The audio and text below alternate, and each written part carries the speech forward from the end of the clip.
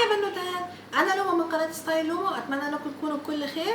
قبل اي حاجه احب اقول لكم كل سنه وانتم طيبين بمناسبه شهر رمضان المبارك، وربنا يعود علينا جميعا بكل خير وبركه ان شاء الله، ونحقق كل اللي نفسنا فيه ونطلع منه مجبورين الخاطر وبنكسب اعمالنا الصالحه كلها، وان شاء الله ربنا يتقبل منا جميعا صالح اعمالنا ان شاء الله. النهارده هيكون زي ما قلت لكم موضوع للدردشه، يعني هتطرق فيه لكذا حاجه.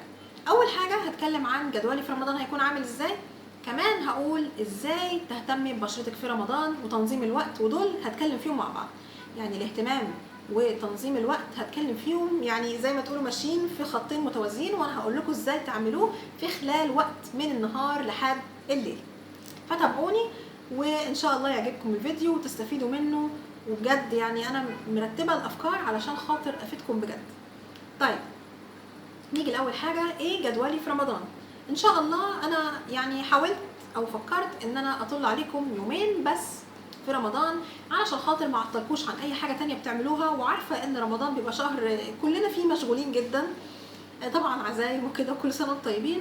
فعشان كده انا حبيت ان انا ما اعطلكوش جامد واظهر عليكم في يومين بس زي ما انا متعوده، يوم الاحد ويوم الخميس، وعلشان كمان ما ماخدش ذنب على ان انا اعطلكم عن اي حاجه بتعملوها في حياتكم او عن فروضكم الدينيه. طيب بالنسبه ليوم الاحد هيكون فيديو معلومه في دقيقه، برضو اي معلومه جديده، اي حاجه اكتشفتها، اي حاجه جربتها بحب اقولها لكم في معلومه صغيره سريعه عشان تاخدوا بالكم منها. بالنسبه للحاجه الثانيه هو الموضوع الاساسي اللي هو بيكون يوم الخميس.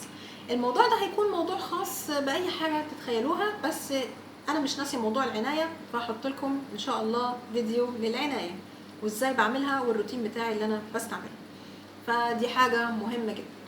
نيجي بقى الحاجة التانية اللي أنا أحب أتكلم فيها، وهو تنظيم الوقت في رمضان والعناية.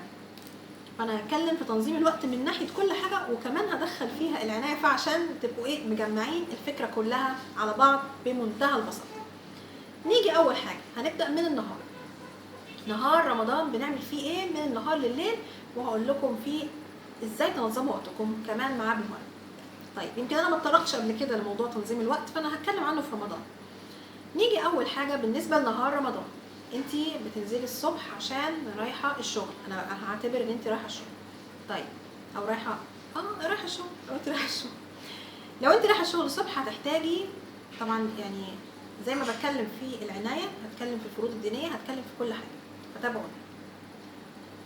نيجي اول حاجه، انت رايحه الصبح الشغل هتحتاجي قبل ما تنزلي حمايه من الشمس، طبعا لان نهار رمضان عشان الشمس بتكون يعني طبيعي ان الشمس بتكون قويه، عشان احنا بقينا في الصيف فاحنا هنحتاج سان سكرين. وعلشان الموضوع ده فانا جبت النوع ده اسمه افين، ممتاز جدا وبيحمي من اشعه الشمس، كل انواع اشعه الشمس موجوده، اليو في اي والنوع الثاني، كل اشعه الشمس بيحميكي منها. وكمان ده مكتوب عليه ايمولجن، لو انت بشرتك مختلطه فانت ركزي في الكلمه دي تكون موجوده عليه، وهتلاقي علامه زرقاء عليه ايمولجن، دي اهم حاجه تكون مكتوبه عليه. يبقى ما ننساش السان سكرين، ده مهم جدا جدا جدا، هيحميكي من اشعه الشمس عشان بشرتك ما يجرالهاش اي حاجه، وبيحميها كويس قوي. ولو حابه تحطي فوق ميك اب حطي، مش حابه عادي، هو يعني بيتقبل ومفيش مشكله. الكريم ده ممتاز، كنت جايباه ب 155 جنيه من العزب. ده بالنسبه لانك تحمي بشرتك من الشمس. طيب خلصتي الشغل، بالنسبه لوقت الشغل بيكون وقت بسيط. الوقت البسيط ده يعني كام ساعه كده، انت ممكن لو عندك وقت فاضي تستغليه في قراءه القران. ليه بقى؟ لانك انت ممكن تنوي نيه جديده، زي ما انت يعني مثلا لو انت متعوده انك بتختميه مره واحده، انت ممكن تختميه مرتين ثلاثه على حسب، فانت تستغلي بقى كل وقت فاضي عندك انك تقراي القران. فلو قراتي 3 اجزاء في اليوم انت ممكن تقدري تختميه 3 مرات في الشهر. لو ما تقدريش فانت ممكن تقراي جزء واحد، لو وقتك ما يسمحش عشان برضه العمل عباده فخلاص مش مشكله، النقطه دي شروع. يعني نهتم بالفروض، كمان الصلاه ما ننساش، الصلاه مهمه جدا. ننوي بقى نيه جديده، لو انت مثلا مش بتصلي السنه برضو انوي ان انت تصلي صلاه السنن الرواتب اللي هي بتاعت كل صلاه، برضو تصليها، دي هتفيدك جدا كثواب، وكمان هتحسي ان انت نيه جديده، يمكن تكون فتحه خير عليك انك تتعودي عليها كمان بعد رمضان. فيبقى كده احنا اهتمينا بفروضنا الدينيه، الصلاه، قراءه القران. ما ننساش كمان اذكار الصباح والمساء، والتسبيح، التسبيح والدعاء. كل ده مهم جدا جدا بالنسبه للفروض الدينيه في الصباح. وما انصحكوش ابدا بعد ما يعني ترجعوا البيت تسمعوا مسلسلات والكلام ده، او لو انت قاعده في البيت ما تضيعيش وقتك كله في المسلسلات. انصحك انك انت تستغلي وقت النهار في الحاجات الدينيه، لان ده ثوابه هيكون كبير جدا في الصيام. وكمان ما انصحكيش تنامي طول النهار، لان انت كده مش هتاخدي ثواب على الصيام بتاعك، يعني هيكون ثوابه ناقص. فليه؟ انت حاولي تستغلي الوقت ده باحسن ما يمكن عندك. ده بالنسبه لوقت النهار. طيب انا رجعت من الشغل، نكمل بقى موضوع الشغل، المراه العامله. رجعتي من الشغل، اول حاجه تعمليها ايه؟ قبل ما تفكري في اي حاجه انك تاخدي شاور. لما تاخدي الشاور بتاعك هتحسي انك مش هتحسي بالصيام، مش هتحسي انك عطشانه، مش هتحسي انك محتاجه ميه، خلاص ما انت جسمك خد الميه الكافيه. ده بالنسبه للشاور. خدتي الشاور بتاعك، بقيتي فريش، بقيتي تمام، تبداي ترطبي. هترطبي جسمك بايه؟ لازم مرطب قوي. المرطب القوي ده هيكون يا اما باتر، يعني زبده الجسم ده من ذا بادي شوب، موجودين كتير جدا بكل الانواع اللي انت تحبيها، او حاجه رخيصه بقى، بديل رخيص وانا بستعمله وجميل وحبيته اكتر من الباتر كمان، هو زيت جونسون للاطفال. الزيت ده انا اتكلمت عنه بالتفصيل في فيديو هو قديم قوي شويه، يعني يمكن من بدايه مشواري، ارجعوا له برده هتعرفوا فوائده كتيره وانصحكم بيه، ممتاز. لو رطبتي جسمك بيه بعد الشاور خلاص انت كده تبقي فريش، مترطبه جسمك ومحتفظه بالعنايه. يعني انا بدخلك العنايه مع اليوم بتاعك، يعني دخليها، انت لازم تدخليها بالعافيه في يومك، علشان لو ما عملتيش كده هتلاقي بشره شحبه، شكل وحش، جلد جاف مشقق. ليه المناظر اللي بنشوفها في رمضان دي ليه؟ لا، انت ممكن تهتمي بنفسك ومش هتكوني كده ابدا. ده بالنسبه ليه خدنا شويه وارتحنا وبقينا فريش. طيب جه صلاه العصر هنصليها، بعد كده نعمل ايه؟ عندنا وقت من العصر للمغرب، استغله ازاي؟ والله لو انت من النوع اللي بيطبخ الصبح اكيد هتطبخي في وقت وهيتبقى وقت برضه، اما تريحي شويه تنامي، او ان مش تنامي لحد المغرب، تنامي شويه وتصحي قبل المغرب بنص ساعه، لان كلنا لازم نصحى قبل المغرب بنص ساعه. ليه بقى؟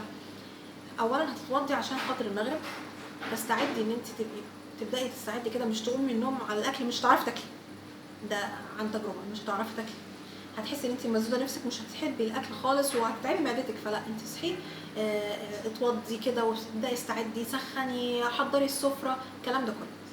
ده بالنسبه لايه؟ الوقت اللي هو لحد قبل الفطار. زي ما قلت لكم تناموا شويه، ممكن لو ما بتحبيش تنامي وخلاص الوقت كله بيضيع عندك ماشي، برضه ممكن تقراي قران في الوقت ده. لاحظوا الوقت بتاع النهار كله من غير مسلسلات وخلص الوقت. طيب نيجي بقى للفطار. ماشي، عايزين بقى نفطر. الفطار هيكون يا تمر، لان سنه على الرسول عليه الصلاه والسلام، او ميه، مفيش مشكله. بلاش العصاير على طول، لان السكريات لما بتدخل الجسم بتعمل له مشاكل وممكن تاثر على الهضم وكده، فما انصحكوش بيه. انصحكم على التمر، لان التمر سكرياته خفيفه، ومعظم يعني نسبه كبيره قوي من التمره بيحتوي على ميه، فده حاجه ممتازه جدا وسنه وصحه. يعني انت انويها كده، سنه صحه كل حاجه مفيده من كله.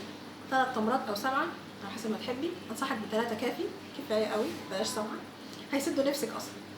ف3، وبعد كده تبداي تفطري على حاجه خفيفه. الفطار يكون خفيف، اهم حاجه السلطه، طبق السلطه ده هيخليك تشبعي، ما تاكليش حاجات كتير. برضو حاولي تكتري من المشويات وكده، بلاش المقليات والكلام ده، لو هتاكليهم ماشي بس كليهم بنسبه بسيطه كده، هتحافظي على جسمك، هتحافظي على بشرتك، هتهتمي بكل حاجه. انت كده بتهتمي بنفسك من كل النواحي. انا عايزه اوريك انك تقدري تعملي ده بنفسك، تقدري تعمليه، مش لازم نظام دايت ولا كده، لا. طيب انت عملتي كده على الفطار، بعدين نيجي بقى هنعمل حاجه. انت كلتي حاجه خفيفه على الفطار، ممكن تيجي تاكلي تاني بعد التراويح، دي كده وجبه تانيه، والوجبه الثالثه ان شاء الله هتكون السحور. كده عندك 3 وجبات. او انت من النوع اللي بيفطر وبيتسحر بس، اوكي مفيش مشكله. الوقت اللي في النص ده هتعملي فيه ايه؟ هو صحيح الوقت مش هيكون طويل، بس في ناس بتستغل الوقت من الفطار لحد السحور تاكل، لا مش صح. الوقت اللي في النص ده انت ممكن تشربي فيه ميه مهمه، احنا ما بنشربش ميه الصبح، نعوض ده بالليل.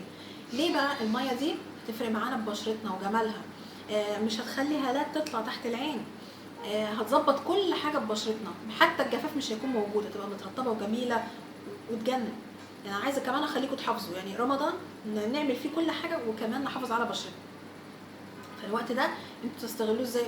حلويات لو حابه تاكلي مربع صغير كفايه، انت بس مجرد بتدوقي من الحاجه وخلاص، مش لازم نقعد ناكل طبق كنافه، طبق بسبوسه، لا كفايه كده حاجه بسيطه.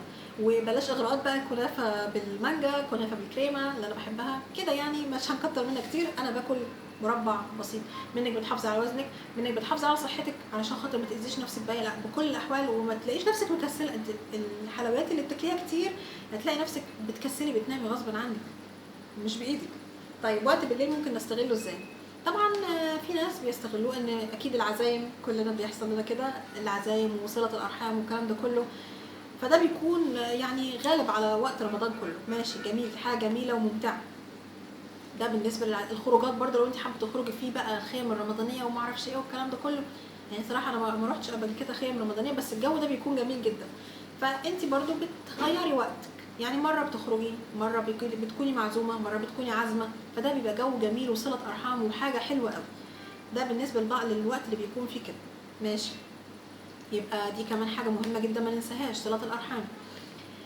نيجي كمان لحاجه مهمه قوي، بننظم وقتنا ازاي بالليل. طبعا مش معقوله كله هيبقى مسلسلات، لا خصصي وقت للمسلسلات، وقت للكمبيوتر او اليوتيوب اللي انت بتحبيه يعني، وقت برضو لصلاه التراويح، وقت لقراءه القران، وقت للاذكار كده.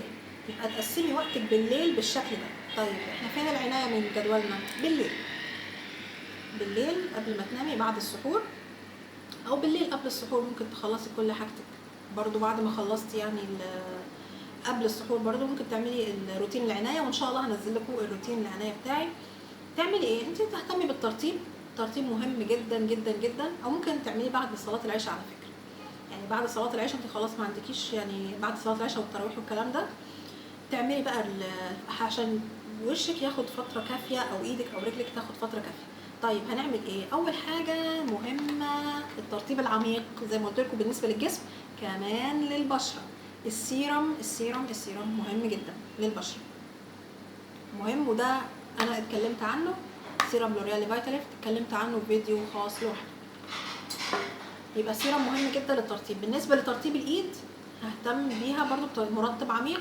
الباتر دي كنت جايباها من ذا بادي شوب، الباتر دي ممتازه، بتفتح الايد، بتطريها جدا، بتخليها جميله قوي، بتقوي الضوافر، لا فرق، ممتازه، انصحكم بيها. طيب واتكلمت عنها برضو في فيديو خاص لوحدها.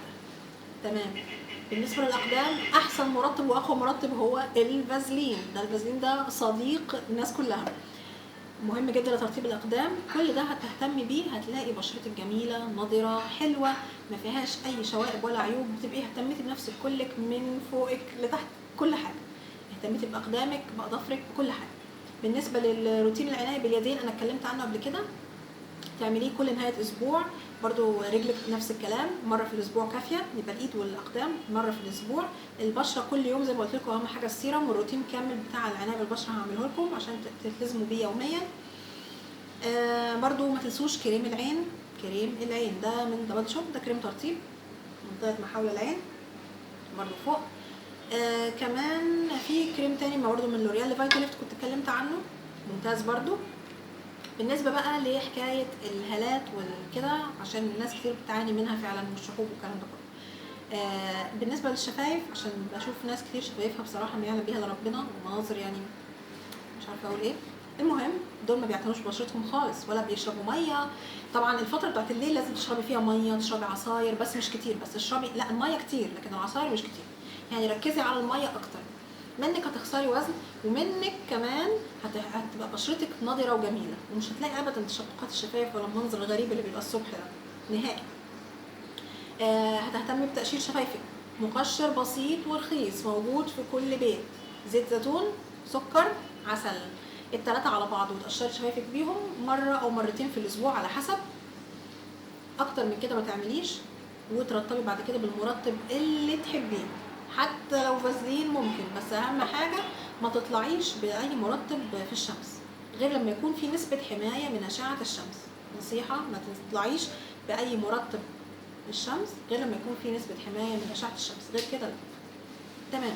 طيب ده بالنسبة للترطيب والعناية ببشرتك وجسمك وكل حاجة اهتمينا فيها. طيب كمان لو انت من النوع اللي عينك بتقومي يعني عينك تعبانه او منتفخه او في هالات او كده، في حاجات ممكن نعملها تخفف موضوع الهالات ده، حاجات طبيعيه ورخيصه.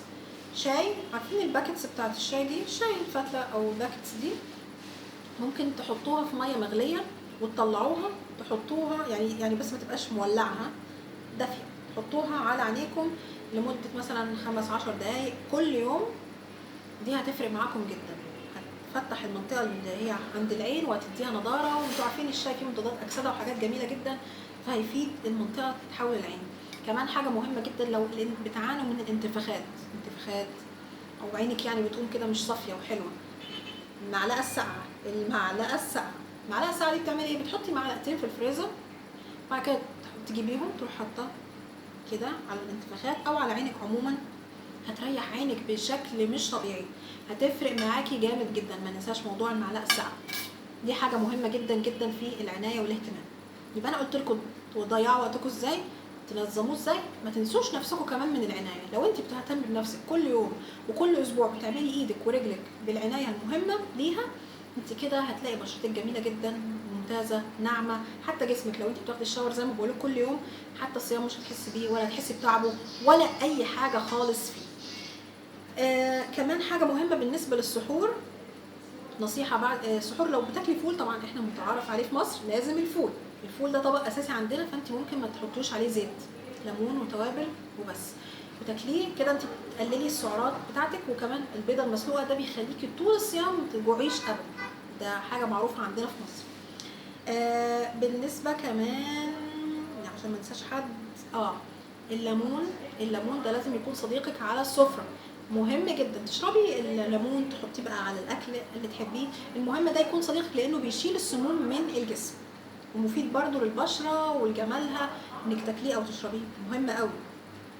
كمان بالنسبه لست البيت بقى، عشان ما بقاش نسيت حد، ست البيت اللي عندها اسره وعيال وبتبقى عايزه تجهز اكلها، انت عندك دلوقتي كام يوم قبل رمضان تقدري تجهزي فيهم شويه حاجات، تقشري التوم بتاعك وتكيسيه في الفريزر، الخضار بتاعك تنضفيه وتحطيه في اكياس برضو، السمبوسك ممكن تخلصيها وتحشيها وتحطيها في الاطباق الفبر دي او يعني اطباق بلاستيك مثلا، تغلفيها وتحطيها في الفريزر. كمان كفته ممكن تجهزي، بانيه ممكن تجهزيه برضو. كل الحاجات دي ممكن فكري شوفي انت محتاجه اكل ايه، ممكن تجهزيه ازاي بحيث ان انت قبل الفطار تقلي على طول. لو انت انصحك برضو بلاش الطبيخ الصبح في وقت الفطر، في وقت الصيام ممكن بالليل تطبخي ويبقى تاني يوم على التسخين، ما بيبقاش بايت ولا حاجه، بيبقى جميل جدا. يعني ممكن تعملي نص سوا وتكملي سوا تاني يوم على الفطار على طول، هيبقى كانك لسه عاملاه من جديد وما بترهقيش نفسك. فانت وقت بالليل ده ممكن تستغليه في حاجات كتيره جدا، يبقى ما عندك ممكن تخرجي، ممكن مسلسلات، ممكن تشوفي اهلك واصحابك كده، يعني تستغليه في كل حاجه. كمان ادي نفسك وقت للكمبيوتر واللاب، يعني اليوتيوب طبعا عشان تشوفوني، ما تنسونيش يعني برضو تدوا وقت لكل حاجه، بس ما تضيعوش الفروض الدينيه عشان ما نخسرش الشهر، نبقى كسبنا الشهر من كله ترتيب وعنايه وجمال، نلاقي نفسنا على العيد قمرا. وكمان هتلاقي نفسك مهتميه بنفسك في وزنك ورشاقتك زي ما انا قلت. كل الحاجات دي لو انتوا اتبعتوها مهمه جدا. اخر حاجه واهم حاجه الزبادي ده بيفرق في البشره بشكل خيالي. انا اختي بشرتها جافه جدا، مستمره على الزبادي كل يوم بقالها 3 شهور، بشرتها والله اتحولت، بقت طريه جدا، انا ما بقتش اصدق، وبقت جميله جدا جدا. جافه بس مش زي الاول، يعني بقت بشرتها طريه، يعني تحسي الاول كانت ناشفه كده ومشققه مش حلوه خالص، تيجي تحط فاونديشن ما يبقاش حلو، لا دلوقتي بقت بشرتها جميله. ده ليه؟ الزبادي ده سحر، انصحكم بيه ومهم جدا، وكمان بيساعدك انك في الصيام ما تعطشيش، يعني من كله فايده هتستفيدي بيه ببشرتك وجمالها. وكمان فايده صحيه كالسيوم، وكمان انك وهاتي دايت، لو انت يعني بتعملي دايت هاتي دايت برضو مفيد جدا. نسبه الكالسيوم على فكره في الدايت اعلى من النسبه الثانيه من التاني العادي. كمان هيديكي نضاره في البشره مش طبيعيه. لو انت التزمتي بكل الكلام اللي انا قلت عليه ده في رمضان ان شاء الله هتبقي زي القمر، هتطلعي على العيد جميله جدا، تبقى في النهار حتى مش هتلاقي بشرتك شحبه ولا وحشه، تقدري تعملي اللي نفسك فيه. وكده انا قسمت لك وقتك تقدري تعملي فيه كل حاجه ولو حابه تعملي فيه كمان اكتر من كده هتلاقي وقت ان شاء الله. وبس كده، وهو ده فيديو النهارده. اتمنى انكم تكونوا استمتعتم وعجبكم الافكار وطريقه التنظيم والتجهيزات اللي قلت لكم عليها لست البيت وكل حاجه، لان ده ماما بتعمل الكلام ده على فكره. لو عجبكم الفيديو ما تنسوش اللايك والشير والسبسكرايب عشان دايما يوصلكم كل جديد. وما تنسوش تتابعوني في رمضان كل حد وخميس ان شاء الله. هيكون ميعاد نزول الفيديو بعد صلاه التراويح الساعه 10 باذن الله. فما تنسوش تتابعوني، وما تنسوش اي كومنتس زي ما قلت لكم على الانستجرام. اشوفكم على خير متابعاتي الجميلات. باي.